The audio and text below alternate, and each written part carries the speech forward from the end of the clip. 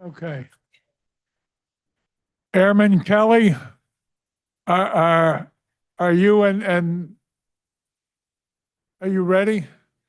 Okay, well, not yet, just checking to make sure you're on the ball. All right. With that, I'm welcoming everyone here tonight, and I'm going to start the meeting with a short prayer and a salute to the flag.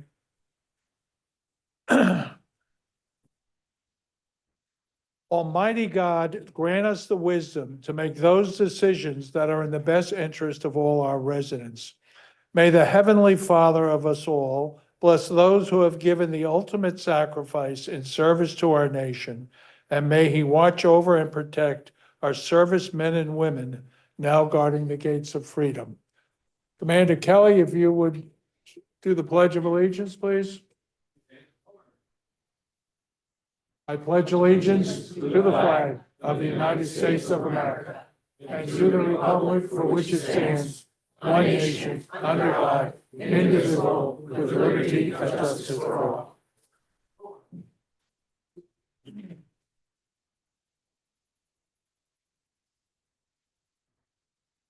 Not yet. We have to open the meeting. Jessica's statement of publication. Take notice that this regular agenda meeting of the Mayor and Borough Council being held on this 27th day of April 2026 has been posted and advertised in accordance with the Open Public Meetings Act, Chapter 231, Public Law 1975. Roll call. Councilpersons Blumer, Here. Khaleesi, Here. Novak, Yeah. Rios, Here. Sinarski, Here. Zabrowski. Here. Roll call. Oh, we just did roll call. Approval of prior minutes, Council President. Move the following minutes of the mayor and council be approved on roll call, subject to correction. Those minutes are April 13th, 2026. Is there a motion? Is there a second? Second. Roll call. Councilperson Zabrowski. Yes. Blumer, Yes. Khaleesi, Yes. Novak, Dang. Rios, Abstain. Sinarski. Yes. This is a special night in the borough of Sayreville. We're here to honor one of our own. With that, I'm going to instruct the governing body to approach the railing. And when we do,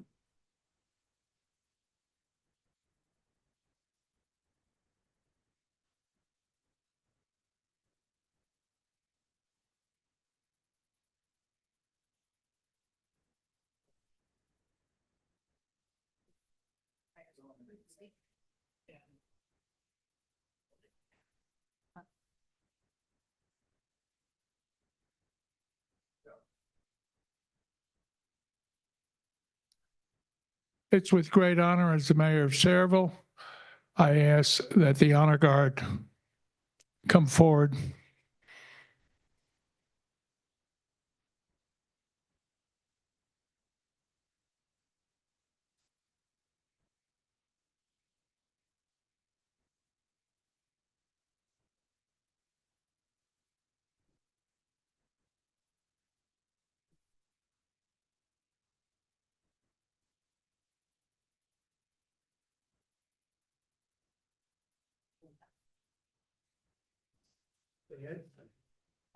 Sorry, John.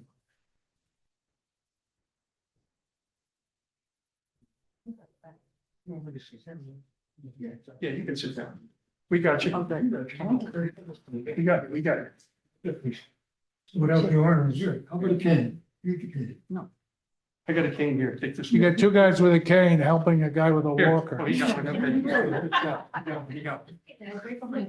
don't mind losing. I know he doesn't. I know he doesn't. And they're all bosses. Let me sit on the bench, okay? Okay, I'd like to sit on the bench. He's gonna sit on the bench. Okay, fine, whatever you want. Okay, all right. Will the family gather around in front of the mayor, please?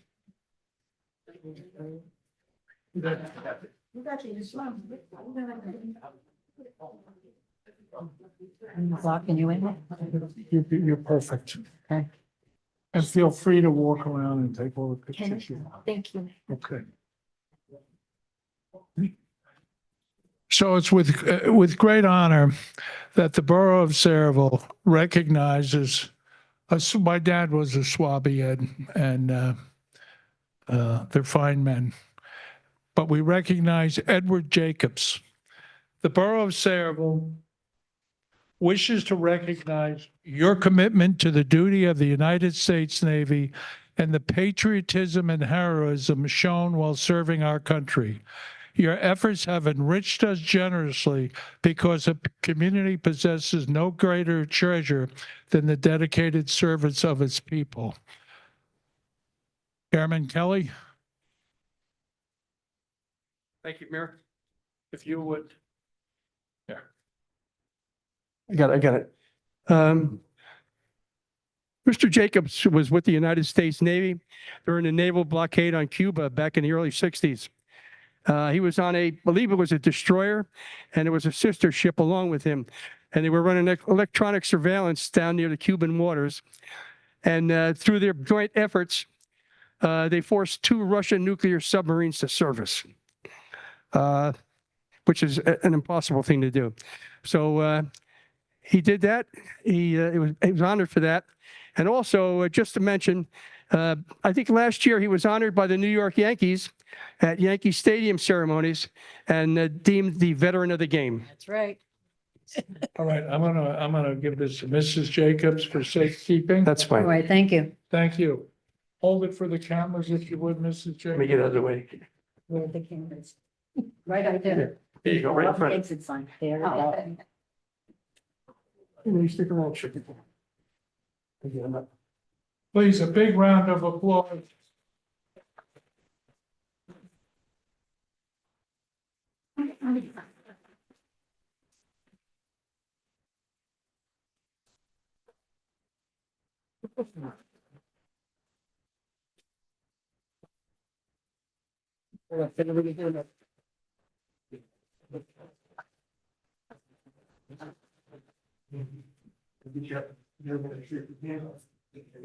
Hey, Mike, Alberto, want to see if you can lend a hand?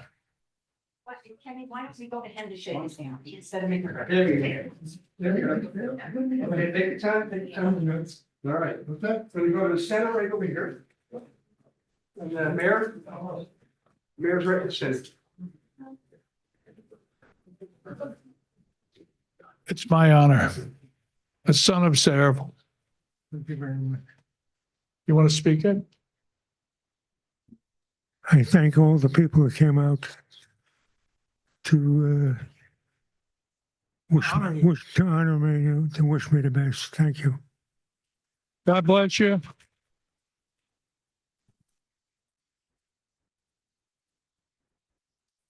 And thank you. Thank you for defending the gates of freedom here in Saraville. Thank you. And you got a lovely wife here. I don't know if you deserve it, but she's a lovely wife. All right. Fellas, ladies.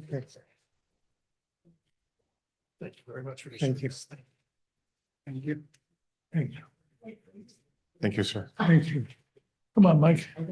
Thank you for your service. Thank you, sir.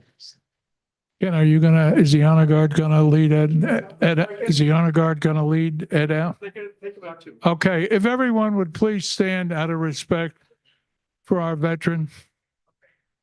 Ed, can you turn around? I have a couple of those, Ed. All right. Following behind the American flag, the Navy flag will be behind you. Okay, well set. How you doing, Commander? A round of applause would certainly be in order.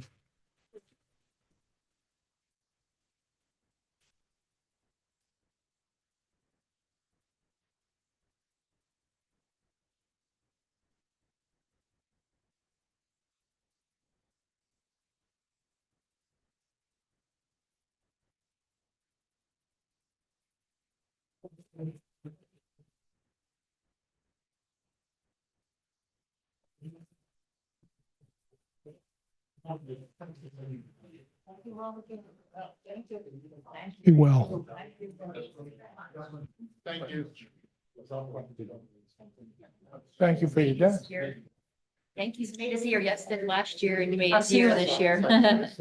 It's all right, I'll see as you long in as he church. makes it. I'll see you in church. I'll see you in church. All right.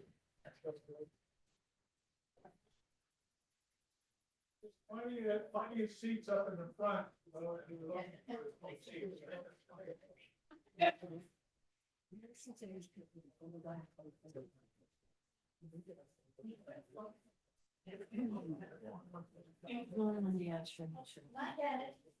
Are we gonna?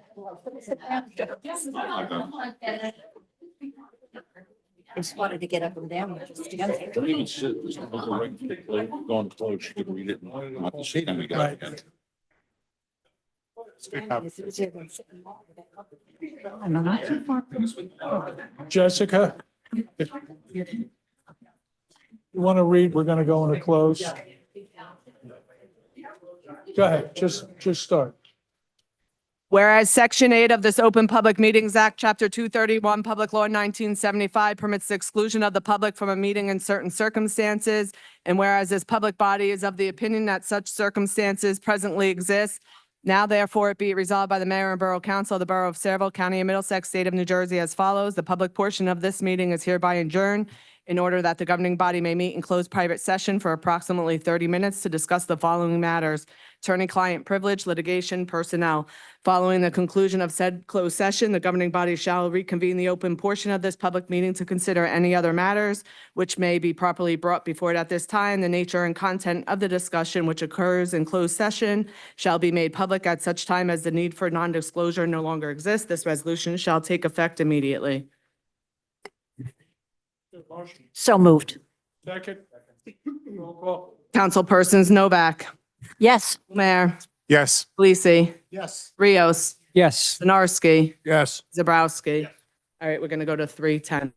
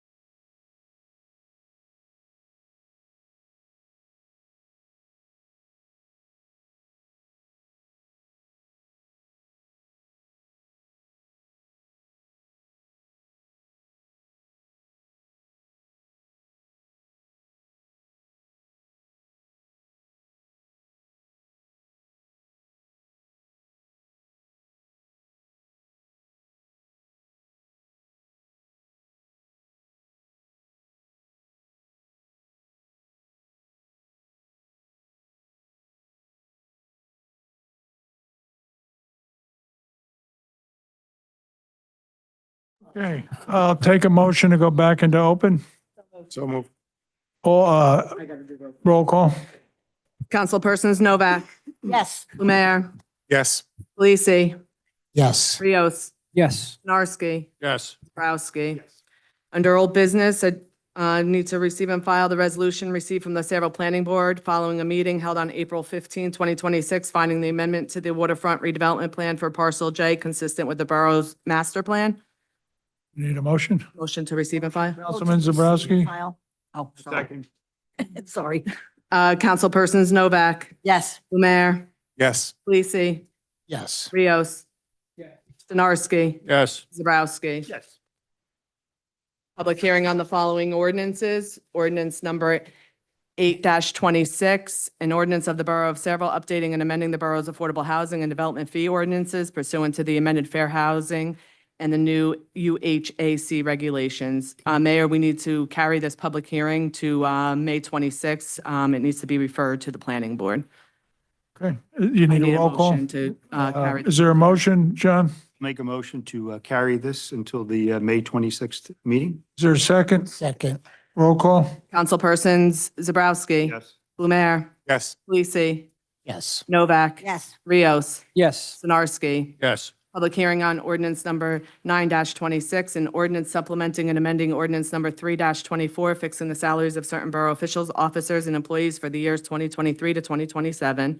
Councilwoman Novak? No, we need to open it to the public. Oh, I'm sorry. I'm going to open ordinance 926 for public comment and questions. Are there any comments on, or questions on this ordinance?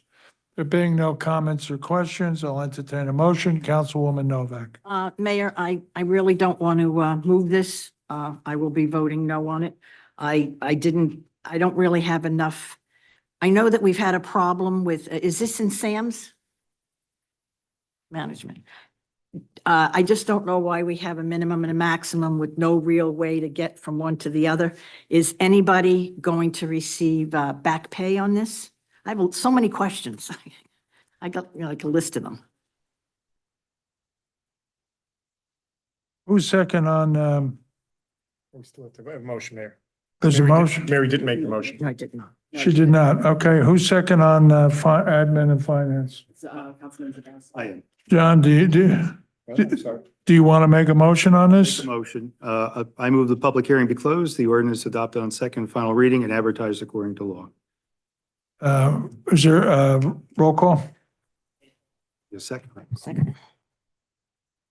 Second.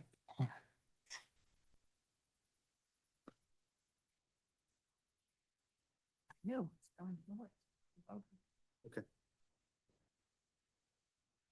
Mayor, I'm sorry. Councilman Zabrowski actually has a conflict with this Okay. ordinance, so we, Who's third on, who's third? Who? Rios. Alberto, do you want to make a motion on this? Okay, then just pull it. Pull it. I know, we, well, Mayor, any of the council members can introduce it. I know we have a practice that it goes through our committee Right. members first. but Right. If there is anyone else that does want to introduce it, they can do it. Motion to adopt. You know what, I would ask that this be carried over to the next meeting, and we'll have a labor attorney here, and they can go over all the questions. thank you. Is there anyone that will make that motion? So moved. Is there a second on that? Second. Okay, To May 11. that's good. Yes. Mayor said next. Councilpersons Novak, Yes. Blumer, Yes. Khaleesi, Yes. Rios, Yes. Stanarski, Yes. Zabrowski. Abstain. Okay. Public hearing on ordinance number 10-26, an ordinance adopting an amendment to the waterfront redevelopment plan for parcel J to provide for the development of an age-restricted inclusionary rental housing complex. At this time, I'm going to open the public portion for questions or comments on this ordinance. Are there any questions or comments? Being no questions or comments, I'll entertain a motion. Councilman Zabrowski. I move the public hearing be closed, the ordinance adopted on second and final reading and advertised according to law. Second. Roll call? Councilperson Zabrowski. Yes. Blumer, Yes. Luisi, Yes. Novak, Yes. Rios, Yes. Sinarski. Yes. Public hearing on ordinance number 11-26. An ordinance amending the borough's regulations and licensing requirements for fishing on borough property. Councilman Kalisi? Oh, I'm sorry. I'm going to open it to the public for questions or comments. Are there any questions or comments? Being no questions or comments, I'll entertain a motion. Councilman Kalisi. I move the public hearing be closed, the ordinance adopted on second and final reading and advertised according to law. Second. Roll call? Councilpersons Kalisi, Yes. Umer, Yes. Novak, Yes. Rios, Yes. Sinarski, Yes. Zabrowski. Yes. Public hearing on ordinance number 12-26, calendar year 2026, ordinance to exceed the municipal budget appropriation limits and to establish a cap bank. Okay, I'm going to make a motion that this be carried forward. There's only been one meeting on the budget, and that was an hour-long meeting. And I think this budget, because there were some surprises that came up, need many more meetings. So Mary, you had one meeting on this for an hour. So going forward, until such time as we can have any semblance of unity on this budget, I don't want to put a date on to when we're going to hear it again. Not until there's been enough budget meetings under your leadership to get this thing established. Are there, Mayor, just to clarify though. I understand. This is not, I okay. This is understand. not the budget. I understand, but it's a part of it. Yes and no. This is past, well, I was going to ask Danielle to explain it, particularly to our new people, because Right. it's hard for me to explain. Right? We put this on the agenda every year. We pass it. It doesn't have to be used. Last year, we didn't use a dime of it. Every single year since the governor put the 2% cap in place, we are allowed to do this. And then if we don't use it, we can, hold it for 2 years, Danielle? Yeah. Danielle, is there any adverse effect if we wait till we have the budget modified more? No, but I would recommend adopting this ordinance tonight because it's supposed to be adopted prior to the adoption of the budget. Well, let me see. Is there anyone here who's not going to vote for this? I have no problem. All right, because I don't, this budget is not good. I know, but this doesn't, this we would I be, understand, making but it's a part regardless. of. oh, yeah. All right, so you're recommending it, Danielle, as the CFO, and we're going to have a unanimous vote, if that's the, It's not going to be a unanimous vote. I'm not going to vote. okay. I'm not going to vote in the affirmative on this. All right, then I would ask that this be carried over till we have more meetings on the budget itself, I and then we'll agree. pass it. Listen, we have the ability of calling special meetings if we ever find that we're in a position where we need to quickly enact it. We have that right under the law.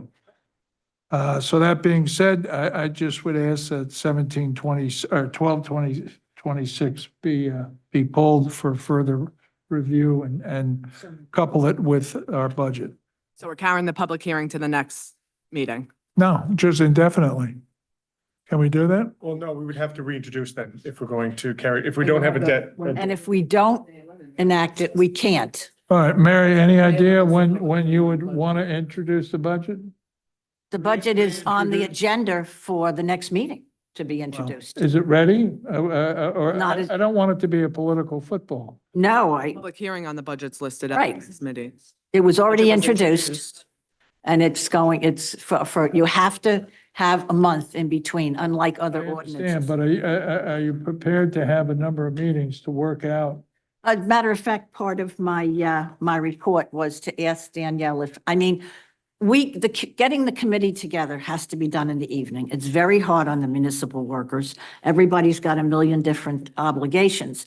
I was going to say that I would have a meeting with her during the week, and then I could have a meeting with John. Well, And You have 3 people on that committee. yeah, I said, and then I would have a meeting Oh. with John and Alberto afterwards. I mean, because it's, I- we tried to schedule that meeting for what? 4 weeks, 3 weeks? And we couldn't, this was the only time that all three of us could get there was for Thursday. I'm for going to an put the hour. budget under discussion for our next meeting, and we'll just have a public. And we have to reintroduce. Yeah, elect the Mayor, lawyers. I got to move it forward, Joe. No, but we can't just, what we'll have to do is we would still keep because it's advertised and it follows statutory frameworks. So we Yes. have to keep the public hearing on the agenda. What can Okay. happen is we can carry the public hearing. No, I want after a that. workshop. I want a council workshop on the budget for the next meeting. Jeez, I have 2 years now. Same time as, we got the public hearing on the budget. I get it, I get it, but we'll do it as an agenda item before the meeting. Yeah, that's fine. That's fine. Okay, And Mayor, I would just suggest that if we aren't going to adopt it and carry this, we just carry it to the next meeting. If Okay. anything happens in the budget and anything gets carried, we can carry it again at that time. But that you're, way we keep it on. you're a fine attorney, and I would not be doing my job if I didn't take your recommendation. Okay, so everyone be prepared for their different committees, to discuss the spending. Whatever you're the liaison to, be prepared to discuss it at the next meeting. I'm sorry, Mayor. What did you just say? Whatever you are the liaison to, whether it's recreation, whether it's admin and finance, whether it's public works, be prepared to discuss the spending at the next meeting. Okay, well, then they're gonna have to get copies of Yeah, of course they are. We had copies last week. only the finance committee has copies, to No, the best of my they're knowledge. given out. Did you give it out? Doesn't to matter. everybody? We'll get copies. It's not, it's certainly. And we're going to have a workshop prior to with the whole council? Yeah, When are we scheduling that? we can do it we can start it at 6:00 at the next I'm meeting. here. I was here at 6 o'clock. Mary, at some point, you got to step up. I'm always here at 6 o'clock, Mayor. Special, we'll do the budget at 6:00 on the, We'll have the workshop. on the 20, what is it, May 11th? May 11th. John, you all right with that? Yeah. Okay. Sash? Yeah. Hervé? Alberto? Yes. Mike? Yes. Mary? I'm tickled pink. I've been asking for it. Okay, there we go. All right. All right, I also need a motion to carry that public hearing to May 11th. Is there a second? No, Roll call? Mary made that motion? Yes. Okay, sorry. I might. Councilpersons Novak, Yes. Mayor, Yes. Lisi, Yes. Rios, Yes. Narski, Yes. Zabrowski. Appointments. Yes. I'd like to make the following appointments. There are two alternate 5-year memberships on the Shade Tree Commission. I would like to appoint Candace Pizek and Veronica Konopka to those positions. Is there a motion? Make a motion? Shade Tree doesn't require, it's just your appointment, Mayor. All right. Then is there a motion to accept my appointment? John? No, we don't need a motion. Shade Tree is only yours, like. Traditionally, okay. Doesn't matter. Okay. Okay, then new business, introduction of the following ordinance number 13-26, Borough of Saraville, County of Middlesex, ordinance authorizing a right-of-way use agreement with GoNet Speed for the installation and operation of telecommunications facilities. Okay, at this time, I'm going to open, No, this is intro. oh, I'm sorry. it's Well, that's intro. me. I didn't Yes. realize that. Okay. I move the ordinance be approved on first reading, advertised according to the law for a public hearing to be held on May 11th at prevailing time. For a second? Second. Roll call? Councilpersons Novak. Yes. Umer. Yes. Lisi. Yes. Rios. Yes. Sinarski. Yes. Zabrowski. Yes. Now you got to open up to the, Okay, I'm going to open up the public portion. How many people are here for the proposed restructuring of Bordentown Avenue under Route 9? Nobody? Nobody? Okay. All right, this isn't it, but just so you know. All right. Okay. So let me, you're coming up, so, and I'll say it's your turn. All right, so, all right, okay. So that being said, does anyone have a question or comment on number 7, which is the resolutions? Does anyone have a question or comment? There being no question or comment, I'll entertain a motion.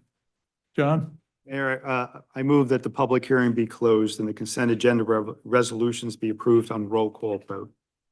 Is there a second? Second. Roll call? Councilpersons Zabrowski, Yes. Blumer, Yes. Lisi, Yes. Novak. I have questions. On the bill list, did we ever settle this with JCP&L? No. Okay. We're working on it. As I've explained in a couple of meetings over this, we had, what you would like for us to achieve, we do not have the data to do. There's no conceivable way that internally that we can determine what should be withheld from the nominal or from the normal payment to Jersey Central. We just have no way to quantify that. So you could pick an arbitrary number and we could duke it out in court with them, or we can pay them now that we've got their attention. But one way or the other, that bill's now gone unpaid for how long, Danielle? Yeah. And it's That's why only, I ask it. no, I have no methodology where we could come to you with an accurate figure. There's just not enough data points to calculate that. It's just not possible. Is it possible for the attorney to sit down with JCP&L and maybe come to some sort of agreement, since we never kept a list of all of the lights that were out? I mean, basically, that's what this is. We have no idea. We passed a resolution saying that, for lights that were out over 30 days, we weren't going to pay for it anymore. But, so we're not going to pay for at all ever? No, until they were put back Yeah, on. but see, that's the thing. We had an ongoing list of what was out. We did not dedicate staff to follow them around to determine when they were restored. I mean, I could represent to you that we're probably at 98% restoration at this point, but when they fell in the calendar as far as when they were repaired, to calculate a true amount to pay, we just don't have the ability to do that with the information that's available. Bother to make resolutions. We made a resolution, it was unanimous, and now we're saying we can't do anything about it. Well, no, it's not that we can't do it. We And we just, have to pay this bill eventually. and We we'll do. have to decide what we're gonna pay. Andrew works on this diligently all the time. I'm not saying that he's not working on getting the No, lights he's- fixed. he's I the know he guy. is. He's the guy who's the JCP&L guy in the street, like, Kennedy, you're not- he comes here, everybody goes home, he goes home, has dinner, comes back when it's dark and works with the JCP&L. He has been, He's he has to been be very, very commended. diligent with getting the lights put back on. I've got that, but we're sitting here now, we haven't paid them anything for 10 months. Well, We're either we gonna have to make- negotiate with them or pay them their damn money. All right. You want to can't just not pay the bill. The bill list discussion, or do you want to? Well, that's part of this. Not the bill list, the budget. I don't see how that's, Well, I'm going to move it to the discussion at the budget to see if we can come to a working conclusion. well, that would require a legal thing, and you're gonna have the attorney there too? So we can ask him legal I facts? can come. Okay. I also have questions on 15. And Glenn said we have people here that might be able to we explain have some of Mr. it. Jessup here. I believe that's his specialty. I just, I know this has to do with, Just let him get on the record. okay, I'm sorry. Good evening, Mayor, council members, Matt Jessup, McManaman, Scotland and Bauman, bond counsel to the Sayreville Economic Redevelopment Agency. Okay. Some of the questions, I mean, I have a basic understanding. But I think if anybody's read this, they think they're reading another language, because it talks about going back to our original redevelopment plan in 1998 and everything else. It jumps around, and without all of that prior paperwork in front of you, you wouldn't have any understanding. The big question is this going to cost the taxpayers any money? No. We have an agreement with, there'll be like when we did Sheffield Muse, when we replaced some of the stuff that they were responsible for, then we put a service charge on, and they paid it for so many years until the bill was paid off. Is this kind of how this is going to work? Is this bonding? Are we bonding or Sayreville bonding, or is what is that called? What is their official title? Riverton, whatever their official name is. Are they going to be doing the bonding? How is that going to work? Sure. So I'm not familiar with the example you gave of the project that maybe you undertook Yeah. here, but I think I can answer the question anyway. The Sayreville Economic Redevelopment Agency will be the issuer of the bonds. Those bonds are non-recourse to the Borough of Sayreville, which means that the Borough of Sayreville has no financial obligation from its budget and from its tax base to make payments on the bonds. The bonds are solely secured by a special assessment assessed against the redevelopment project and paid by the owners of the redevelopment project. That special assessment is on top of any real estate taxes or payment in lieu of taxes that they are required to make. So it is effectively a separate charge paid by the developer or ultimately by the owners of the redevelopment project solely to pay debt service on the bonds. And that is the only source of revenue that bondholders can look to get repaid. I just wanted that to be explained, because people are becoming, how much is this going to cost the taxpayers? And I didn't know how to explain it to them. So that's all the questions I have. Thank you. Your vote? Mayor, before Mr. Jessup sits down, it probably, and I know you want to sit down as quickly as possible and everybody else wants to talk, but Mary did raise a good point that there's historical significance of this. This didn't just appear over the past year. This is something that was anticipated at the beginning of the development. Can you explain how that, because it's for infrastructure, correct? And what have you? That's exactly right. There is a laundry list of improvements that are financed ultimately with these bonds, but this goes back. Recall that the redevelopment agreement between CIRA and the developer is from June of 2021. That's when it was approved and signed, and that is what memorializes all of the terms of the deal, including these bond terms that we just talked about. That, of course, was years in the making before it got approved in June of 2021.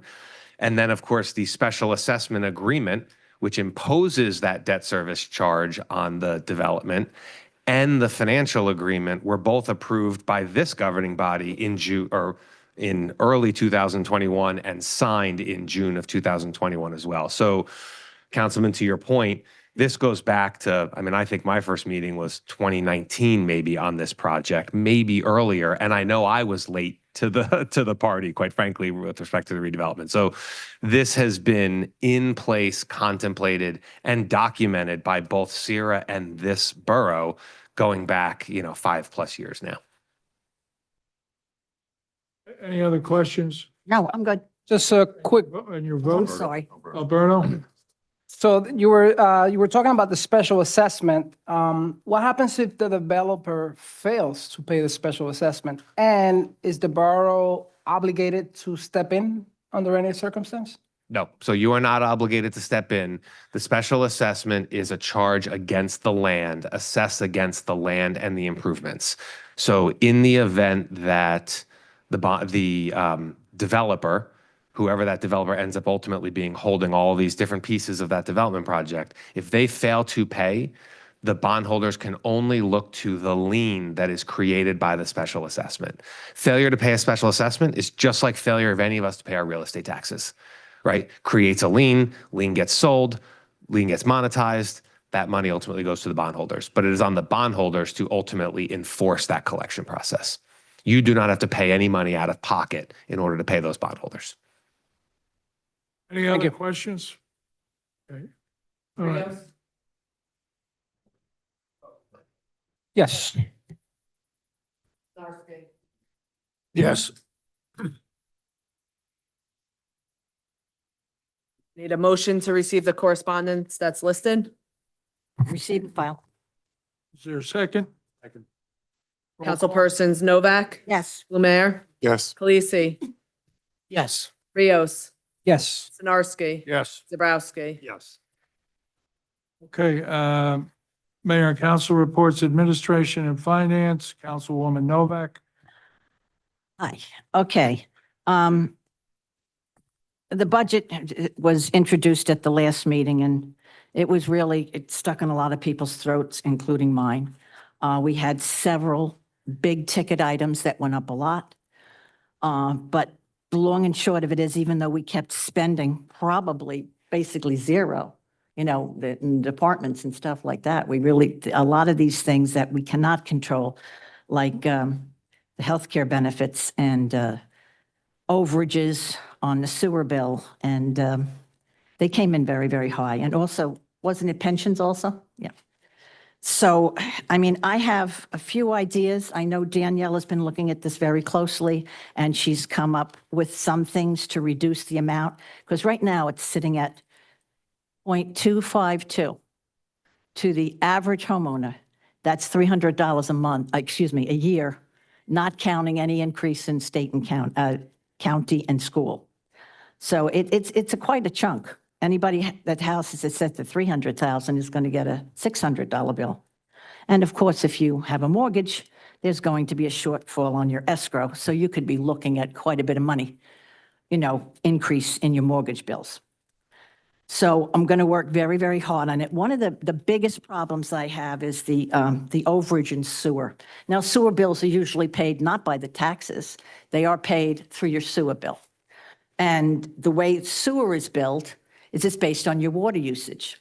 Well, homeowners, a lot of their water doesn't go into the sewers, whereas industry, 90% of their water goes into the sewers. So the bills, industry actually pays more because the homeowner, is not, all of their water doesn't go into the sewer.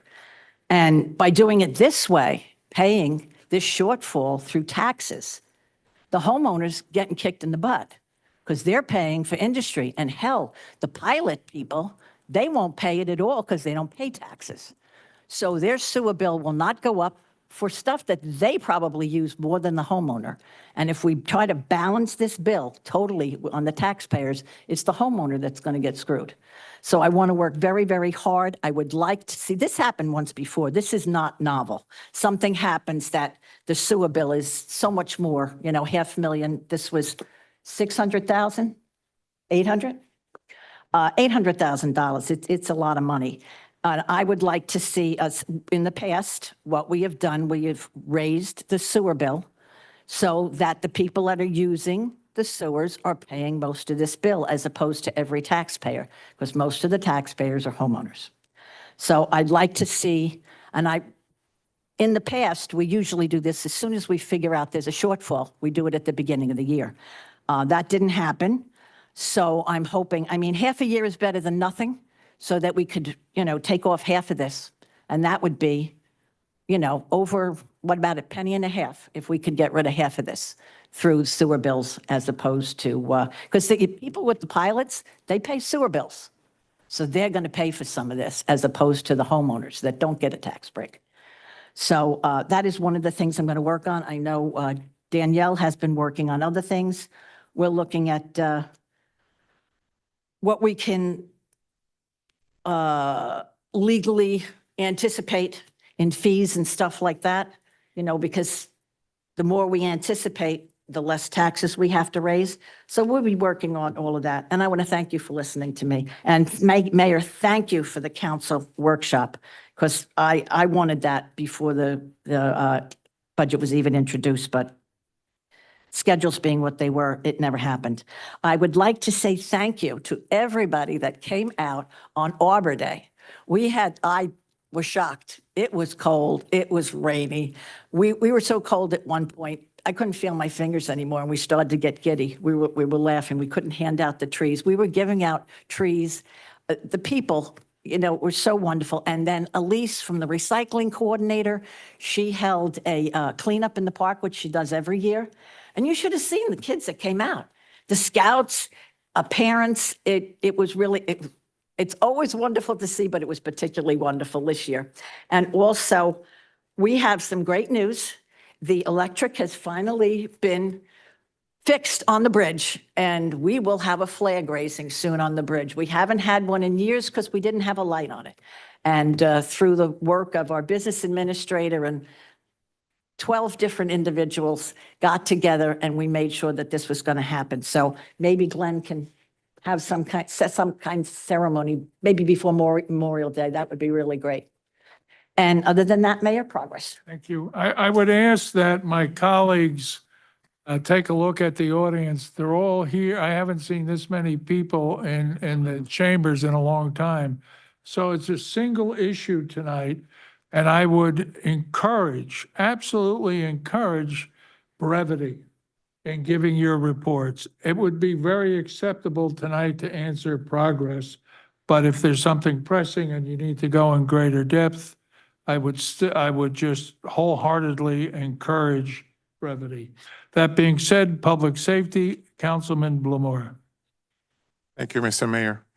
The Sayreville Police Department is proud to announce that registration for our 2026 Juvenile Police Academy will open on May 1st. This highly anticipated week-long program running from Monday, June 29th through Friday, July 3rd, offers a hands-on experience designed to introduce our youth to the fundamentals of law enforcement while emphasizing teamwork, discipline, and community service. Participants will engage in physical training, police demonstrations, team-building challenges, and interactive lessons led by members of our department and Juvenile Bureau. Space is limited and will be filled on a first-come, first-served basis, so we encourage early registration. The link for registration can be found on our Facebook page. I have more, but this is more important, being that you guys are here. I'm cutting it short. Thank you, Councilman. No, I'm not done yet. Oh, you're not done? No, this is really important because last meeting, we heard that allowing public comment via Zoom is somehow not legally permissible with reference to Public Law 2020 C11 NJSA 10:4-9.3.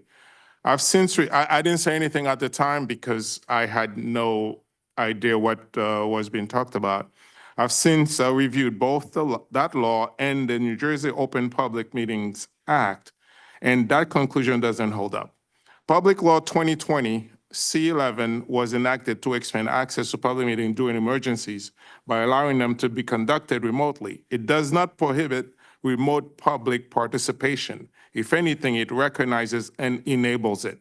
More importantly, the core statute, NJSA 10:4-12, requires that public bodies provide a public comment period and explicitly states that governing bodies may permit, prohibit, or regulate public participation. That language is key. It means you have discretion over how the public participate, but there's nothing in the law that requires comment to be in person and nothing that bans Zoom or any other electronic method. When I was walking door to door, most of our residents were in favor of Zoom participation. So let's be clear. Allowing public comment via Zoom is not illegal. It is entirely within this council's authority. This is not a legal issue. It's a policy choice. If the council decides not to allow Zoom comment, that should be stated plainly, but it should not be framed as a legal restriction that does not actually exist. I'm asking the council to reconsider and use the discretion for the law clearly provides to expand access, not limit it. Thank you.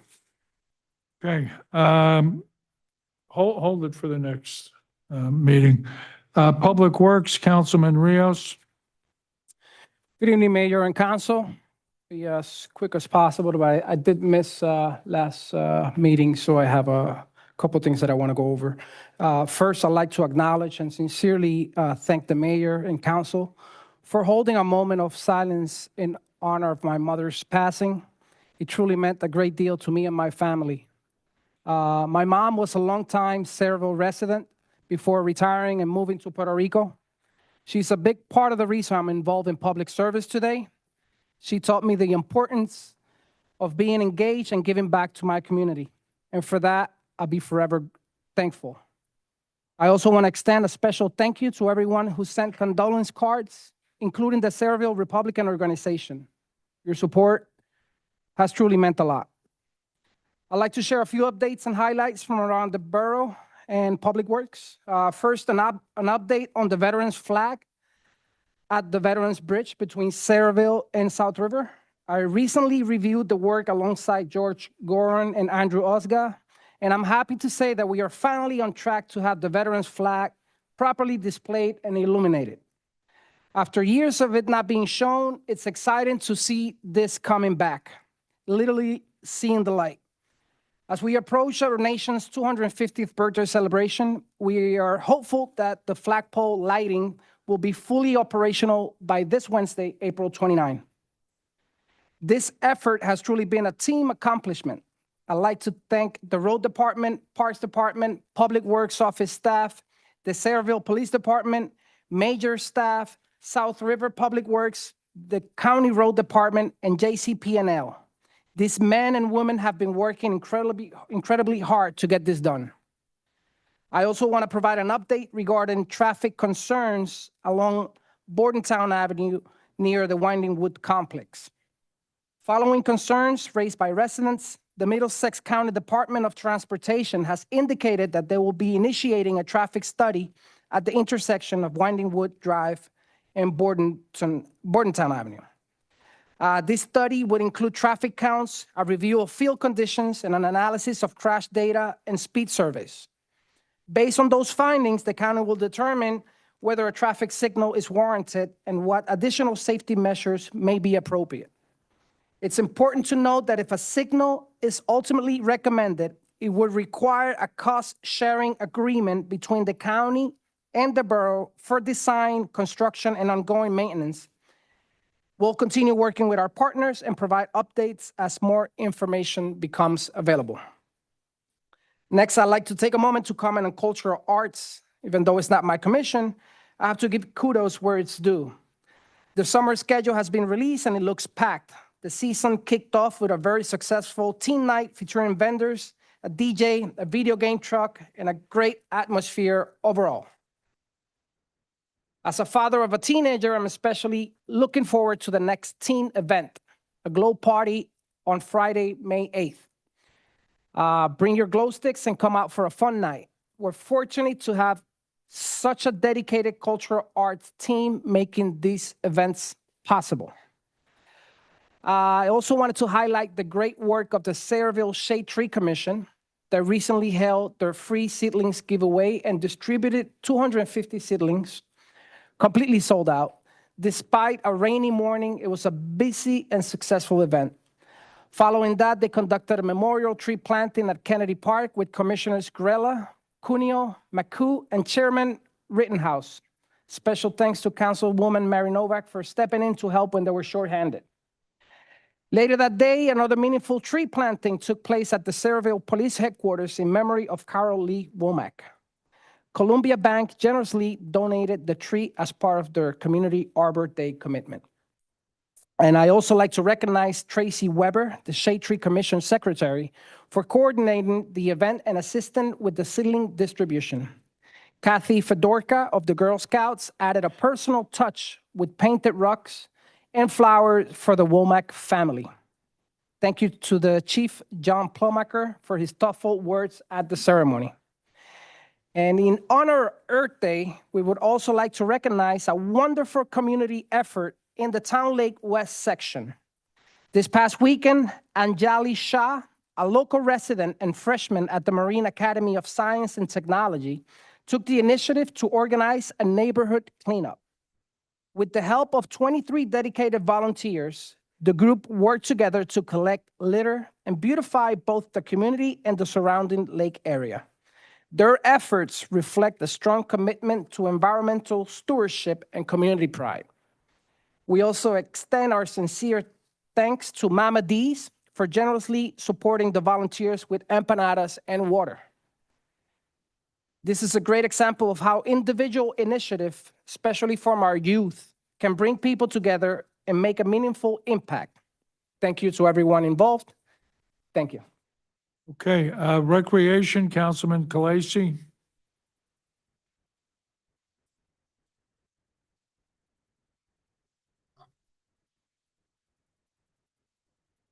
The annual fishing derby will be held May 9th at Kennedy Park. for Saraville residents ages 3 through 15. Registration will begin on-site at 8:30 a.m. with fishing starting at 9 o'clock, and that goes to 10:30. So followed by the award ceremony at 10:30. So also on May 9th at 11 o'clock, Saraville 150-year and America's 250-year time capsule. This event will take place at Kennedy Park as well. So I suggest everybody go. It's going to be exciting. Summer camp registrations now open on the recreation website for Burks Park, sports, science, and pickleball camps. The farmers market will return on Thursdays beginning May 14th. Finally, regarding park improvements, repairs have been completed at one of the boat ramps already. Paving work is beginning at the War Memorial Park Community Garden parking lot. That's where we actually have our farmers market. And a walkway paving project at Kennedy Park is expected to begin shortly. So the Little League lights have been delivered. They're staged over at Little League. So they're gonna be ready to be installed any day. The South River flagpole, thank you, Councilman. And also on the, so the rec website is SaravilleRec.com. They have T-shirts that they're selling for our 150th birthday and our 250th birthday. Really cool. $20 each, first come, first serve, but they're actually on the website now, so get them while they're hot. Active Adult Center has April 30th at 10 o'clock. They have innovative physical therapy. On Friday, May 1st, a Forever Young Social. May 4th at 10 a.m. is a brain health. And May 11th, from 1 to 2, is the Robert Wood Johnson Bone Health and Fracture Recovery speech. So now on to my final thing. So I finally, I sent out, actually I had the clerk sent out to our other councilmen, a proposal of summer hours for our staff here at the borough. So currently the DPW works summer hours, but being in this economy and financial situations being a little harder with their kids being home for the summer, I proposed summer hours for everyone. And this pilot program, which I'm calling it now, will be in effect for our borough office staff to align more with this public work summer schedule, with the office workers working from 7 to 2. This program is flexible with an alternative option for the employees to help manage a healthy work-life balance without affecting the taxpayers or costs associated to taxpayers. The same quality services that's expected by the residents will continue to be offered. The mayor and council, they should have reviewed this by now, and I'd like to ask now formally if put a vote and make a motion and see if we can implement this. And then at the end of the summer, we'll take a survey and see if this is something we could look forward to in the future. Second. Roll call. Councilpersons Khaleesi, Yes. Umair, Yes. Novak, Yes. Rios, Yes. Sinarski, I didn't know anything about this. I don't know anything about it. It's the first time hearing about it. I need more information about it. I'm voting no. Zabrowski. Yes. Okay, anything else, Councilman? That's all for my report. Okay, thank you. Mayor, can I say one thing? I know you're going to kill me. You know, Mary, if you can hold off, I think we'd have a very grateful audience here. It take 2 seconds? No, well, I'll let you do it later. Okay. All right. Okay, water, sewer, environmental, Councilman Sinarski. Thank you, Mayor. I have a lot of things on water, sewer, environmental, farmers market, community garden, but I respect everybody that's been here for over 2 hours sitting and wait your points up. So Bravo. I'm gonna postpone my stuff till the next meeting so we can Good. get through to you guys. Thank you, Sash. Planning and zoning, Council President. Thank you, Mayor. I just want to, before everybody gets up, just to thank you all for coming here tonight. It's great to see a packed audience. I know you have great concerns, so if you don't mind, I'm going to defer my time to you. Thank you, Council President. And my report is progress. With that, I'm going to change the meeting schedule tonight, and I'm going to go to the open public portion, which is where you come up. Yeah. So to get some kind of order, are there any leaders here, anybody that put everybody together, or basically everybody, is there a spokesperson? Okay.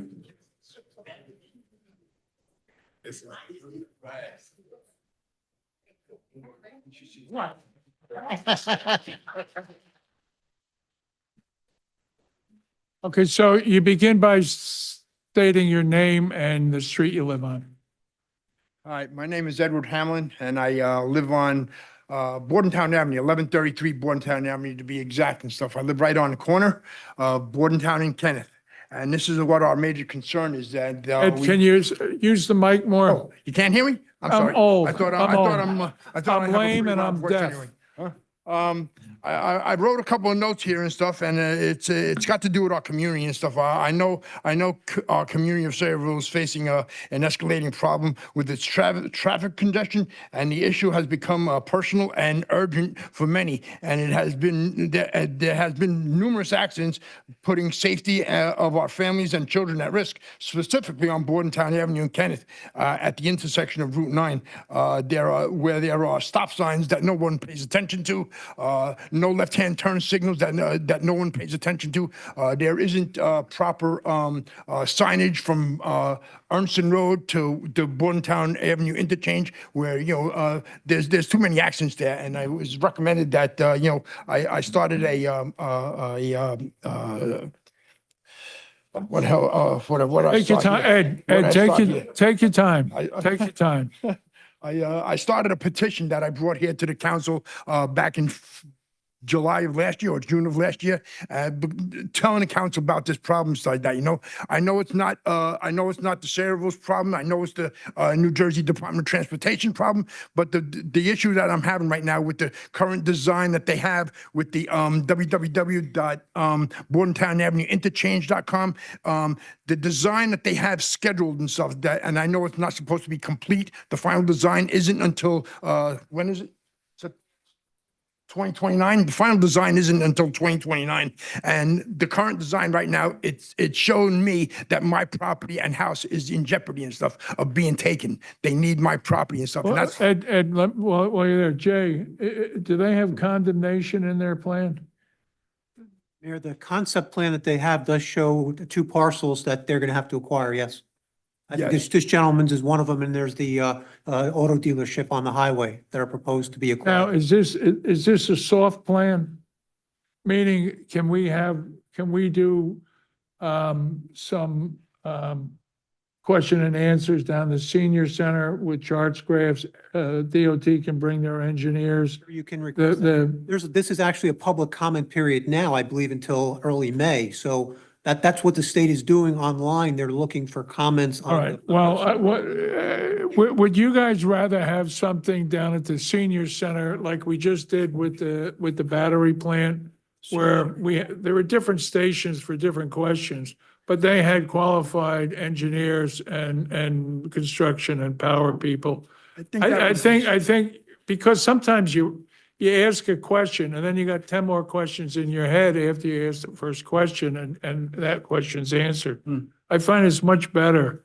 It creates a better dialogue. Would that work? I believe it would work, to have a meeting with the New Jersey Department of Transportation. Yeah, Because, yeah. it would answer a lot of our questions and stuff. Sure. Our major concern is with this construction that they want to do, they want to, what do you call it, close off, close off Bordentown Avenue and detour traffic into Kenneth Avenue. It's a very narrow street. Oh, Kids God. play on the street there and stuff. Kids get picked up by the bus there. They're going to have traffic coming in and out of there. It's just going to be a complete nightmare, sir. Hold on a minute, Ed. Okay, No, I gotta, I know I can see it's a very passionate issue.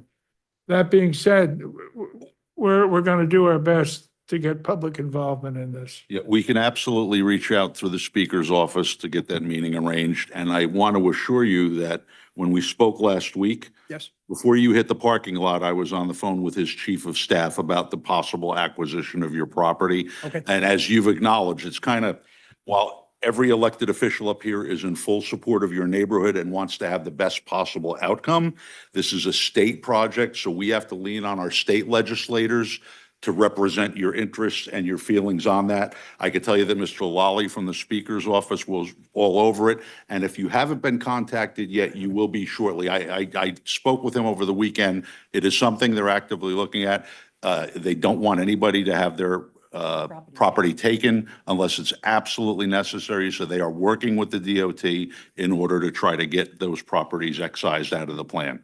But we can absolutely set that up with the Okay, so DOT. the question I have for everybody, we can do it, generally, we do it at night, let's say 6 to 9 down the senior center. Or we have, in the past, one of the benefits of sitting up here forever is you have a history. We can do it on a Saturday. So a show of hands for nights, doing it at night, and a show of hands for doing it on a Saturday. Saturday? Okay. And time-wise, let's say 10 to 1? Does that work for everybody? 10 to 1, 10 to 2? Okay. All right, we'll set that up, and we'll be there. I appreciate that, sir. No, we're all in it together. It's a state project that it's gonna have a dramatic impact on Sayreville. So we're all involved. Thank you. Well, There was for that, for you guys to be, behind us. As you should, as you should, as you should. Now, before any of you, now, unfortunately, you had to wait this long to get to your part. But I specifically asked the man, John, if you'd stand up. This is John Mooney, the publisher and editor of Tap Into Raritan Bay, which is the digital newspaper for Sayreville. And he would like to talk to as many of you as possible. Big news in Sayreville. All right. This is our entire street. Bordentown Avenue or Kenneth? I don't see 1523. Where is it? They didn't show up. Okay. All right. Okay. All right. That being said, so Ed, you did the yeoman's part of it. A lot of times you just need to vent. Or ask questions or vent and ask questions. Ed, do you have more going on? That's all I basically wanted to say is. Okay. Just to tell you that, I've been a resident of Sayreville for 43 years. Yeah. I've been in my house for 35 years. I've done so much major improvement to the property and stuff that, I just don't feel like being, getting it thrown out of my house and stuff. Yeah, we don't want that either. So, We don't want that. I appreciate your support and stuff. Oh, no, we're in it together. Thank you, sir. All right. I hope So, somebody else wants to vent and stuff. well, sometimes they just want to vent. Lady next to the guy. Please come up and back. The lady, yes. All right. So I'm gonna go ladies first. All right. Yes, hi, my name is Joanne Halleck. Hello, everybody. I've never done this before, but I've lived on Kenneth Avenue since. Oh, what street do you live on, Joanne? Kenneth Avenue. Kenneth. Everybody's Kenneth? Kenneth. Wow. And since 1969. So I've seen the accidents. I've seen the accidents in the gas station when they Yeah. opened up the Yeah. parkway, thinking that this was a better, put a cul-de-sac and this is better, but it's not better, but it is what it is. But my suggestion for now is we all have our ideas on this. And if those ideas can temporarily be challenged without having them, put in this big roundabout, take houses down. We find that there are simple solutions to what is, on the corner. You were there before Bordentown went under Route 9, when it would go over Route 9, right? That was my understanding. Now, Rappy was on the force one. Anyway, much. okay, I digress. I'm sorry, Route Joanne. 9 didn't, have the wall. It had just a grassy Right. area that was there. Long ago, Long- Bordentown just crossed over 9, Right. Yes, it did. Yeah. which, But anyway, I just came up, thought that if we could, if they don't accept our, what we just well, when temporarily you have this, do it until 2032. Joanne, when you have the Speaker of the House, either himself or his representatives attending this, it gets their ear. Yeah. In 2020, You I know why sat it gets down. their, do you know why it gets their ear? Because he controls all the money in the state Okay. for every department. Who is So- he? Oh, he's got juice. Oh, believe me. There's one guy, Oh, all right. But in 2020, I took a poster board and wrote what they had and what I Yeah. thought, and I rolled it up and I mailed it off, and sorry, no. That's what I got back. well, this You time know, it's gonna so be I face to hope face. the group and our prayer this evening was for all of us. So, We're all together, yes, thank you. always are. Thanks, Joanne. Next lady, next lady. Next lady. Hi, thank you for having us. All right. My name is Judy Slavosky. I'm at 25 Kenneth Avenue. Yes, Kenneth Avenue. Just want to put that out there. So I think our biggest concern, like you've been hearing the same thing over and over, but of course, the two circles being put in, which is absolutely ridiculous because we're going to be right back to where we were. And the construction that's going to be getting done really will be affecting us the most. Right. Coming off of Route 9 and onto Route 9 is our only way of entering and exiting. How are we supposed to come off of the Parkway to get onto the cul-de-sac? How are we supposed to pull onto Route 9 when people are going 60 miles an hour? Where are the buses going? The big Where are the problem- emergency, how are the emergencies going to get down our street? God forbid there was a fire. God forbid, Joanne Falls or something, I mean, how are we, sorry, Jess. Sorry. How is any, what's happening here? So the doctor's office building also is at the end of the street where it's going to be blocked off. All of their patients, all of their working people, all of their trucks, vendors are going to be coming down our street, which is this big. Right. So And there's it's no just crazy. cul-de-sac And at the really, I end. think that's our biggest thing. And of course, Ed and Carol is also one of our biggest things. So, and I think that's about it. I think that's enough. I don't think it's gonna take, I'd like to get this meeting done, before the kids get out of school and vacation. Yeah. So we'll work our best to get it Right. up on a Saturday between 4 hours, 10 That and would be 2. great. And that'll be the first meeting. Yep, If sure. we need a second meeting, we'll try for the second meeting. And one thing, Okay. real quick, I know everyone wants to go, but our biggest thing was just close down the Route 9 entrance and exit. Very simple. Who's the one that's going to be put out? Us, because we got to go all the way down to Ernst. So what? We don't care. It's more safety for us and our kids and our families and our friends, Oh, that's a nightmare. right? Yeah, no, it is, Yeah. but, Okay, all right, we're thank you with for you. listening. We're with you. Thank you. Young lady in the black and, okay. Come on. John Faber, Kenneth Avenue.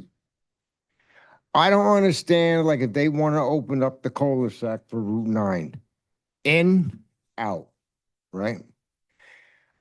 There are so many accidents on Route 9 right there by that Exxon station. Yep. How are we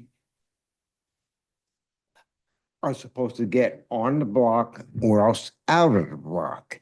And then how are we supposed to get on from the Route 9 side, the opposite side to get onto our block? What, do we got to go to South? Or South Amboy to turn around, or else to get on the Parkway to try to come back, or else to come up for Route 9, then cross 2 lanes from the Parkway into our street. You know, all of us gonna get killed. Right.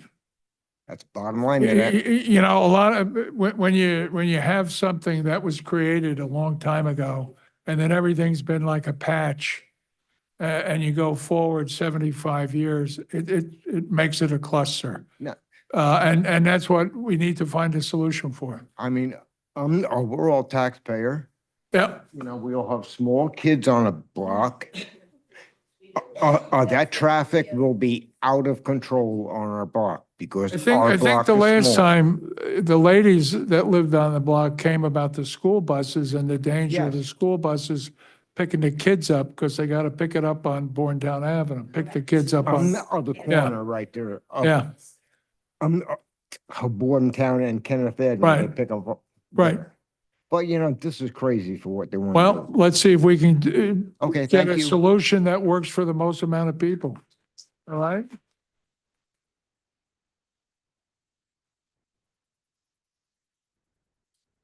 Hello, Cassandra, MacArthur Ave. And my concern remains within the Hercules redevelopment plan. The zoning and the permitted use for data centers still remains in this plan discussed last meeting for the Hercules redevelopment plan 2 and the broader Hercules redevelopment plan between Journey Mill Road and Bordentown Avenue. There are 4 parcels of land there, 850,000 square feet of connected land being promoted in this realty brochure as a proposed use for a data center development. The zoning states manufacturing, assembly, and a data center. So in February, on the 12th of February this year, the Sayreville Economic Redevelopment Agency stated in the transcript for their meeting, the former Hercules site within the Hercules redevelopment plan has received several inquiries from potential developers. The preliminary discussions have focused on the potential development of data centers or a broad data campus. There are several developers that have expressed interest, and we have made sure that to advise them that we're not looking for warehousing projects, we're looking for data center type development. So despite the overwhelming speed that these facilities are popping up in the United States, the research is overwhelmingly cautioning against the environmental, financial, and long-term consequential health effects to the community surrounding them. We want to ensure energy bills don't increase more than they already have, to protect health and safety of the residents, conserve our water supply and energy capacities, and have clean air and water. Sayreville ranks higher in air cancer risk compared to both Middlesex County and New Jersey as a whole, according to the Department of Health County report in 2022. In New Jersey, Waterford Township, Logan, Phillipsburg, and Pemberton passed ordinances prohibiting the construction and the operation of data centers in their town over concerns about the infrastructure, the environmental impact, and the quality of life. New Brunswick officials abandoned their data center development project recently. A hyperscale data center could use 3 to 7 million gallons per day. That's as much as a small town's water supply over a year, or the size of Sayreville over a year. The realty brochure states that up to 4.6 million gallons of fresh water is possible per day for this development. Gray water is also available.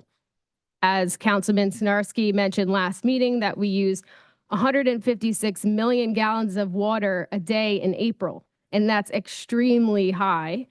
It indicates that's due to heavy industrial use, and that can supply roughly 500,000 to 1 million homes. Sayreville only has 50,000 homes. We cannot afford to lend 4 million gallons a day to Sayreville's water usage to developers. Excuse me 1 second, that was 156 millions per month, not per day. That was the quote from last meeting. It's a month, it's a monthly production. Okay. Green space is also very important to the residents of Sayreville.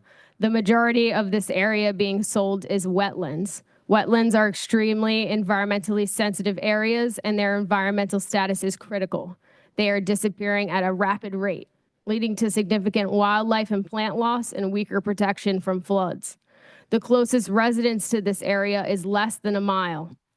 Residents have reported high-pitched droning in their homes, leading to complaints about sleep disruption, stress, and anxiety. This range is up to 2 miles from the data center. The noise from a data center not only is highly disruptive to residents, but it's disruptive to wildlife that could surround the area and the habitats that would be lost to deforestation if this project were to go through.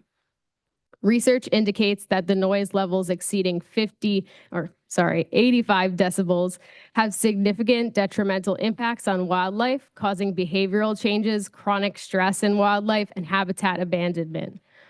Well, because the SARA meeting was back in February 12th, and they're reviewing applications for data centers, where do we stand today within this Hercules redevelopment plan? I also made don't laugh at it. It's a wetlands map from 2020, and I drew the outline of the redevelopment area. So I don't have extra copies. I'm sorry if you guys want to see it. Thank you very Make much. a copy for the council. Thank you very much. Thank you. Any more Kenneth Avenue? Kenneth Avenue? Yes. Somebody going to contact me in regards to when we're going to have that meeting on a Saturday? Yes. Yes, we will. Okay. Do we have your I have contact? his contact. We got you. You got my information? We got you. Okay, thank you. All right, before I get off of the Kenneth Avenue subject, are there, anyone else have questions or comments about this issue? Okay, young lady, come on up.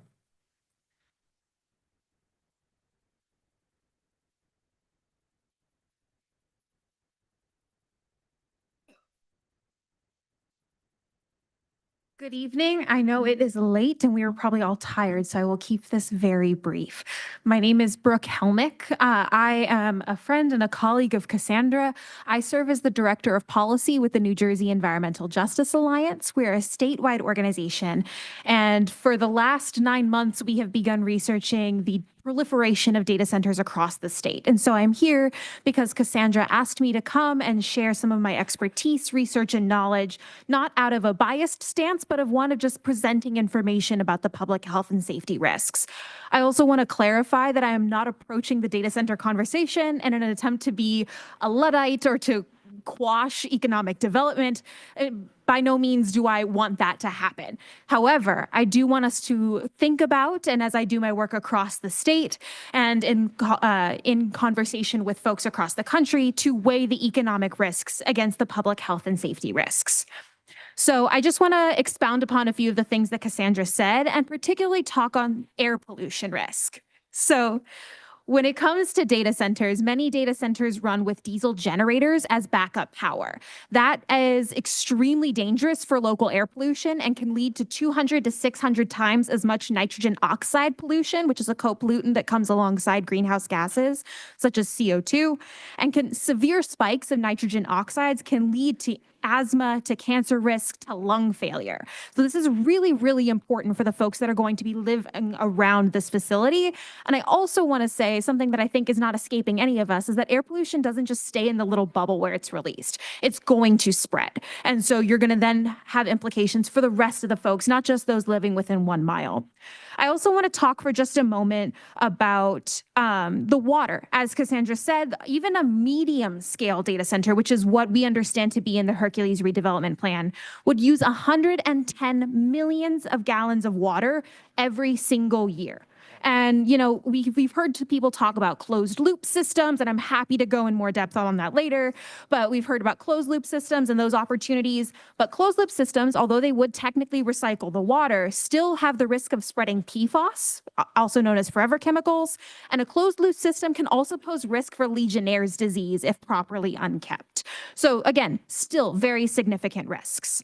And the last thing I want to talk about is the noise. This is something that we didn't actually anticipate to be a huge issue. But when you think about a data center, no matter its size, it's basically just a lot of computers in one room whirring 24/7. Okay. And so what we've heard from folks who are living near and around data centers is that they feel like there's a fly in their ear 24/7. Not only is that super annoying, okay, but this is also has risk for health impacts. If you reach above the 96 decibels of sound, you can have ringing in your ears, you can have tinnitus, you can also have hearing loss. So there are really profound implications for construction of even medium-sized data centers. That being said, there are safeguards that we're happy to talk through and things that you can do if you did want to do this. However, what we have seen, the most effective way to guarantee no additional air pollution is to not construct a polluting source. So with that, I very much echo Cassandra's point of removing data centers from the Hercules redevelopment plan too, and I'm happy to discuss this in more depth at any other point. Thank you for having me. Thank you. Yes, young lady. One more thing about, I didn't know this was on. Can you? Sorry again. This Go is ahead, Joanne dear. again. My husband and I have been watching YouTube videos on these data centers. Yeah. Please look at them. They are very important. They're really bad. Thank you, dear.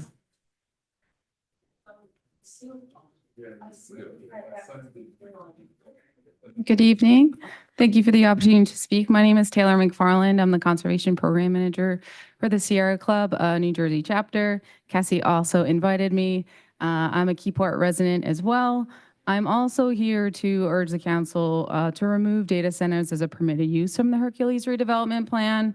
The Sierra Club has a robust campaign to really reduce the impacts of data centers, including drafting and lobbying state legislation, and more importantly, pushing for effective local ordinances that include safeguards for residential areas. At this time, we ask this council to pause and rigorously evaluate the cumulative impacts of data center development on our community's resources. Evidence from established data center hubs like Virginia reveals a pattern of unconstrained demand that threatens our water supplies, skyrockets utility bills, and degrades residential quality of life. As we all know, Virginia is ground zero for the data center industry. The Virginia Sierra Club chapter has published a very helpful study on the land, water, and energy impacts that I can send to this council. The report found that in Loudoun County, Virginia, just one county, data centers alone consumed 1 billion gallons of water in 2023. In Virginia, electricity prices in high-density areas have jumped as much as 267% over the last 5 years. More than half, 55% of all data centers in Virginia are located 200 feet from homes. 70% are within 500 feet, leading to noise and light pollution like Brooke mentioned. Virginia is also an example of what can happen in New Jersey, but provides guidance for towns to instill safeguards and requirements for these industrial facilities so we can really protect our environment and protect our residents. Compared to other industrial and commercial uses, data centers are job poor. A typical 250,000 square foot facility may only employ about 25 to 50 people, but they occupy large amounts of land, 100 plus acres, that could otherwise host diversified businesses or mixed-use developments that provide significantly more local jobs per square foot. Across New Jersey, dozens of municipalities are recognizing that existing zoning laws are often insufficient to handle the unique demands of these facilities. In just a few months, several towns have moved to either strictly regulate or outright ban data centers to safeguard their residents. Pemberton Township became the first New Jersey municipality to officially ban the construction and operation of data centers in February of this year. The town of Phillipsburg recently voted to ban data centers as a proactive measure to ensure balanced development. Harrison Township introduced an ordinance to prohibit AI data centers. Mannington Township passed an ordinance to confirm data centers as a prohibited use in all zoning districts. Logan Township and Millville are also recently introduced measures to block AI data center construction. Removing data centers from the Hercules redevelopment plan is the first step for Sayreville. To truly protect this town's environment and its residents' wallets, we urge the council to pass a borough-wide ordinance establishing permanent safeguards for any future development data center application. We'd be happy to work with this council with suggestions, but some of our recommendations are, one, a comprehensive assessment. Before any facilities are approved for construction, the local government should require a thorough analysis of the impacts to agricultural land, which you will hear, local water supply, and communities from increased noise, heat, and pollution. Zoning requirements. Data centers should not be approved by right in residential, rural, and agricultural zoning districts. You should create a restricted industrial AI data center zoning category that prevents these facilities by being classified as simple warehouses. Conversion of green space, agricultural land, conservation areas into data centers should be prohibited. We really need to utilize cleaned up contaminated areas and industrial zones for these types of facilities. They should be definitely away from neighborhoods, from schools, from daycare centers, hospitals. Before any land use approval, developers should conduct an acoustic and visual impact study. We recommend that these facilities not exceed 55 average hour decibels measured at the outer wall of the nearest dwelling on non-participating property. This is reference to a Missouri bill. Also, with noise buffer, we support a minimum above 1,000-foot buffer between data center cooling fans and any residential zoning district, and I will send this to you. Mitigation for urban heat island. This is a really big thing in 2026 report based on a University of Cambridge research highlights that data centers are creating heat islands that raise surrounding land surface temperatures by 16.4 degrees Fahrenheit. Long story short, we ask you to please remove this data center from the redevelopment plan and really provide safeguards for Sayreville. And Sierra Club, along with our coworkers behind me, are more than happy to help and work with the town. Thank you. Thank you. Any other questions or comments?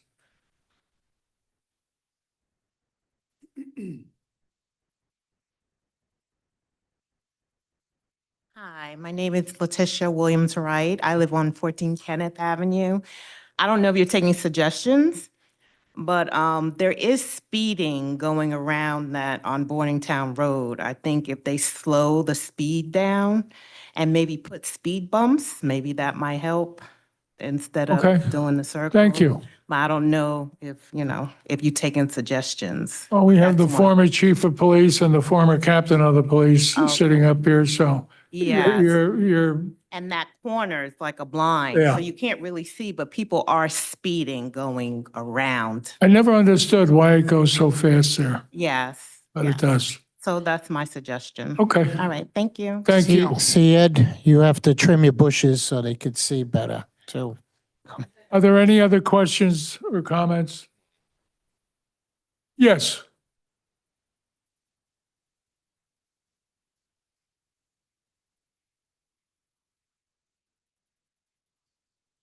How you doing? My name is Peter Franco. I live on Hopbrook Lane. I'm a resident of Homedale, Monmouth County.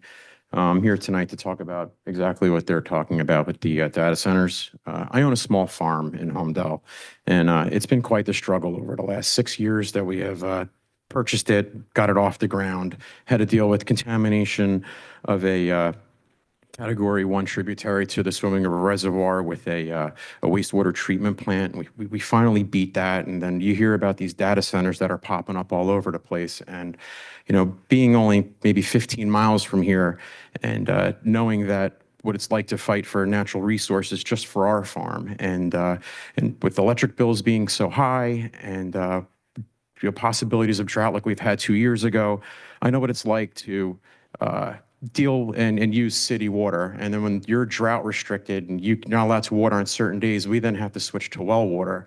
And when our electric bills are astronomical, my farm makes no money. And I shouldn't say no money, it makes some money, but it's scary to know that it's just another battle that we have to fight and for a resource, because you guys share the same aquifers that we use, the Mahogany. I know I'm pronouncing it wrong, but it's still a water source that we share. And if they're using millions of gallons of water and opposed to what I use, which, I need to grow my farm, which is very important to us.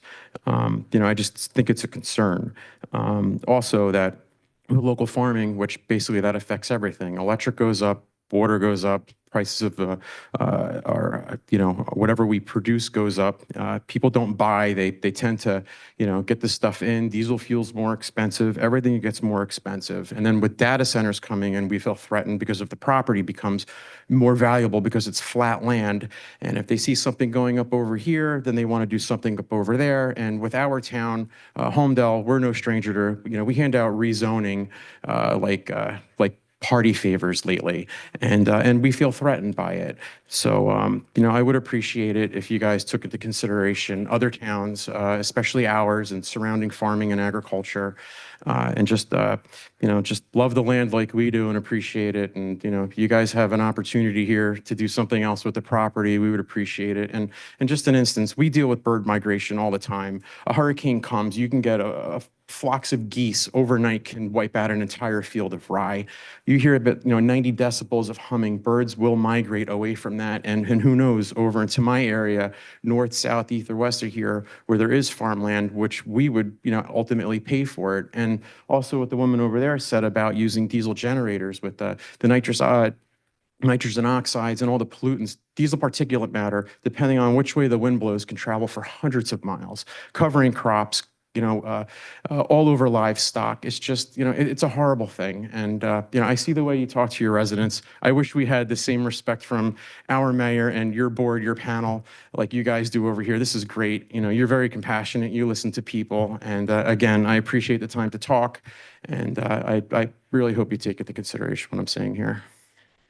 Thank you. Any other questions or comments?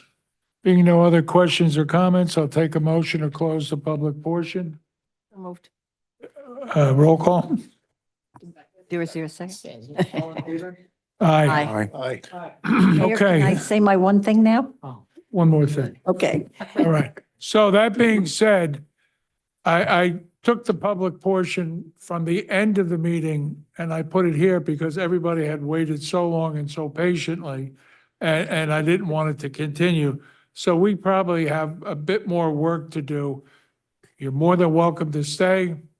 You're not going to be, the police officer is not going to bar you from exiting, as did some of the people from Kenneth Avenue. So we're just going to continue the rest of the meeting. But this was the one part where you can get up and talk about any and all subjects. Mary? I'm going to let Okay, Mike. yeah, she just wanted to add, under our recreation event with the fishing derby next Saturday. So, if you don't have equipment, they have, one of our officers, Officer Fisher, he comes out, he sets up a tent, and he has all kinds of poles and nets and equipment, and actually teaches our children how to fish. So I think that was very important that we kind of overlooked in my report. But, it's a great day for everyone. Come on out and you'll see for yourself. But, and thank you to everybody who attends and participates and even volunteers at this event. That's all. Thank you, Councilman. All right, we'll go on to general discussion. Application for a social affair permit received from American Legion Post 211 to serve beer and wine at the Memorial Day picnic on May 25th from 11 a.m. to 5 p.m. on their grounds. Any objection? Authorizing the QPA to issue an RFP for public relations consultant services. Line, if you'd explain this. We're the recipient of a substantial federal grant to allow us to study and engineer the area of Weber Avenue to create Flood resiliency and habitat restoration. Part of our requirements, having received the federal money from the National Fish and Wildlife Foundation, is that we do need to engage in some very meaningful public engagement on that project. We cannot just, under the federal purchasing rules, arbitrarily assign that to any particular firm. As a consequence, we have to go out to RFP and make the decisions based on that. Okay, any objection? Okay, next item. Request to travel received from Saraville Engine Company to attend the Pierce Road Rally in South Plainfield on May 28th from 3:30 to 9:30. Any objection? Next item. Application for a special event received from Majlis Sadar and Community Center to hold a prayer service on May 27th at Kennedy Park from 7 a.m. to 2 p.m. Any objection? Next item. I need authorization to promote Christopher Bass from water treatment plant repairer to water treatment plant operator unlicensed in the Water Department effective July 1st, 2026. Any objection? Next item. Similarly, I need authorization to promote Colby Redfield from sewer repairer 2 to water treatment repairer 1 in the Water Department effective July 1st, 2026. Both of these are backfilling from retirements that are coming up. Any objection? That being said, CFO's report. Thank you, Mayor. Progress. Okay. Borough Engineers report. Thank you, Mayor. One item, the Melrose President Park Firehouse roof project's been completed, recommending a resolution closing out the contract and approving a final change order with a net reduction. Thank you. Okay. Borough Attorney's report. Nothing this evening. Thank you, Mayor. Okay, with that, I'll take the call for adjournment. So moved.